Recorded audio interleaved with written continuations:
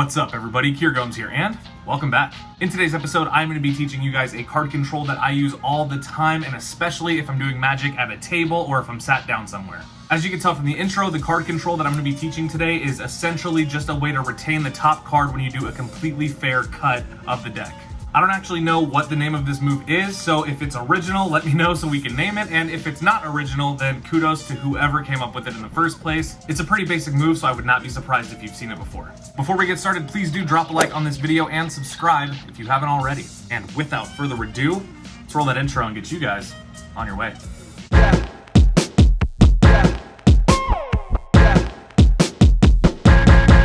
Let's go. Okay, so as we do with all of my tutorials, the first thing that I'm going to do is show you guys a quick performance of the effect. It's not a full trick, but I might do it as part of a full trick just so you can get the full idea of what this move can do. Then after that, we'll get into the mechanics, we'll talk about the angles and how the trick is done, and then I'll give you guys some performance tips if any of you plan on doing this live after this video. Wow, that was kind of a lot. So first, let's do a performance of the trick. Okay, so in order to pull this effect off, you are going to need a flat surface or just somewhere where you can set the deck after you are done. So for this example, I'm just going to be using a close-up mat and my desk, and that should be fine for what we need it for, okay?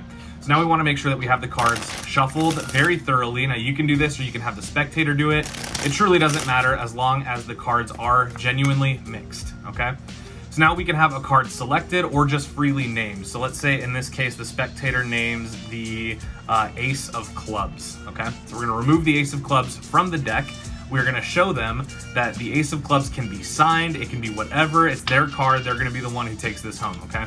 Now we're gonna have them go ahead and say stop. Let's say they say stop right there. We're gonna cut the deck right about there, okay?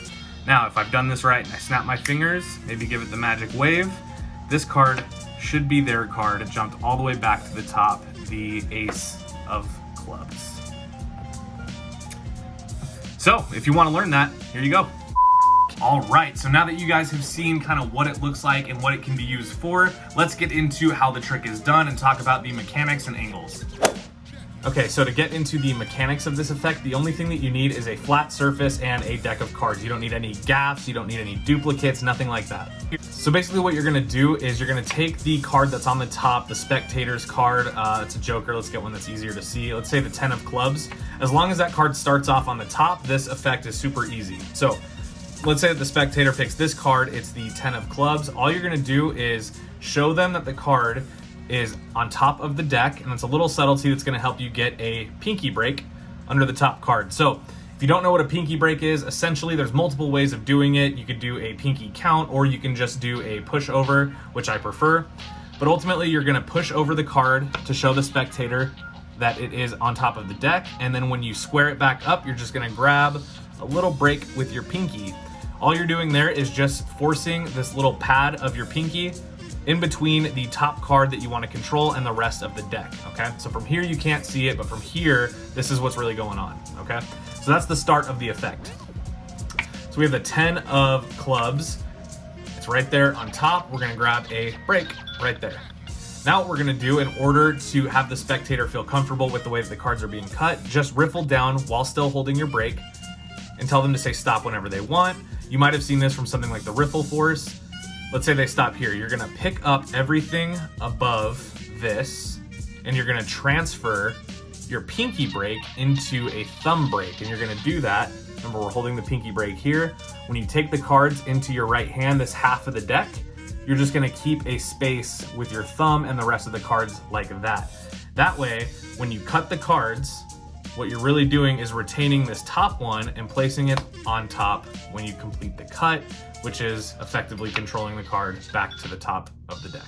Let's just walk through that one more time, okay? So let's say that the spectator either selects a card or names one. Let's just say in this case, it's this one, the 2 of hearts. So we're gonna show them, okay, this is your card. You can have them sign it, write their signature on it, whatever you want. Turn it over. We're gonna show them again, their card is on top, simultaneously grabbing a pinky break below their card, okay? Now from here, you can't see that. Then you're gonna take your right hand, and I recommend, if you have big hands, it's a little bit easier, but even if you have small hands, grab the deck very deep to where your middle finger is actually covering the entire edge of the cards. Very similar to doing like a bluff pass. You wanna make sure that your spectator does not see this card no matter what.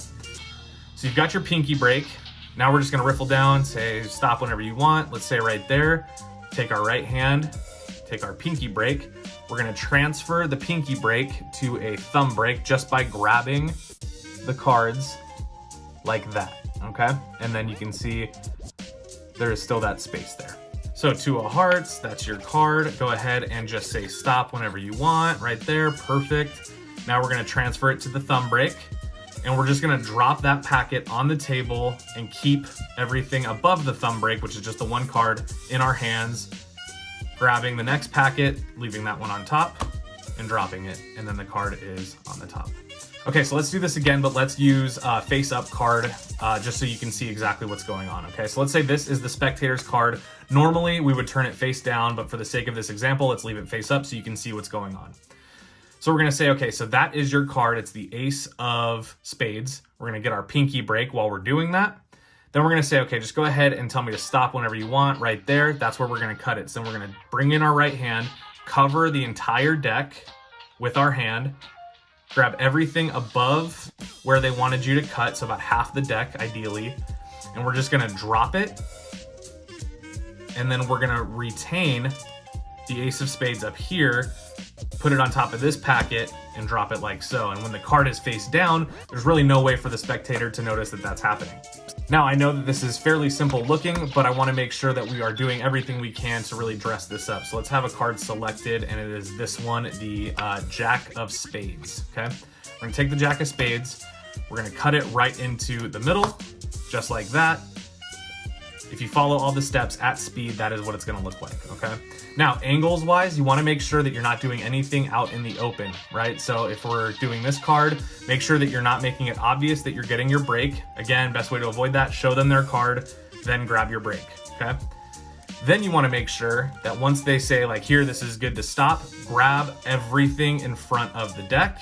Remember, if your angle is exposed, even a little bit, if you're like this, your spectator is gonna see everything that happened, right? They're gonna see that you cut most of the cards, keeping a top stock of that 1 card, and it's gonna be fairly obvious. This is also not ideal if somebody is looking down at your hands. The only time that you really can pull this off is if you're at a table at about eye level, or if you're doing it for camera and you have your camera set up like how I have it now. The only thing you wanna make sure you do is pivot your body so that way the spectator does not see the move, okay? You wanna make sure that you're angled this way so that your hand is gonna cover all of the dirty work. Now, if you wanna do this as part of an ambitious card, like I did for the performance, it's fairly simple. Have the spectator cut the deck. You can say, let's see what card you cut to. That's gonna be your card, the 6 of clubs. All I'm doing there is a double lift. So for the first phase, doesn't matter what I do, I just drop it in the middle, boom, it's back. And then now I can get into, okay, so it came back to the top. Let's watch carefully now. We're gonna cut it right there into the middle. So fair. And again, the card just won't stop coming back to the top. So that is how it's done. So as you guys can see, it doesn't really take a lot to pull off this effect, but if you dress it up and make it really nice, that final control can be a really, really nice, convincing final phase for your ambitious card routine. So now just to get into some performance tips, there's something that you guys probably saw me do, and I even mentioned it a little bit in the mechanics, but essentially whatever card you want to control, assuming that it's already at the top, a really good convincer is just to place the card and then show your spectator that that is the top card. And at that time, you're simultaneously getting a pinky break, which you can then transfer into a thumb break, as you saw from the video. So that way, when you do the false cut, you're gonna be able to retain that top card when you grab the next packet. That was a lot of explanation for such a simple thing, but just show them the card, grab your break, and then transition to a pinky break, and that is really, really gonna help you sell this thing when you're doing it live. Now, another thing when you're performing this, and I know we kind of already touched on it, but make sure that when you do go to grab that top card to retain it, that you cover it with all of your hand. So make sure that there's no way that from this angle, a spectator could see that you still have a card. That's really gonna help you when it comes time to retain the card. You can drop off the packet, and then you can keep this one just like that, and nobody's gonna know when you grab that second packet. And the other thing, of course, that we want to talk about is patter. So when you're performing this trick, make sure that what you're saying makes sense and is conducive to the trick. Make sure it fits. Ambitious card can be a really boring routine if it's something that a spectator has already seen before, and it can especially be boring if you don't make it exciting and personal. So I would highly recommend, if you're going to be performing this as part of a full routine, make sure that your pattern makes sense. Practice that as much as you practice the actual move. So there you go. There is the secret. Now you guys know how to do an awesome and fairly simple, it does take a little bit of practice, but ultimately fairly simple tabled card control that can blow minds as part of an ambitious card routine, or really any routine where you need to control a card.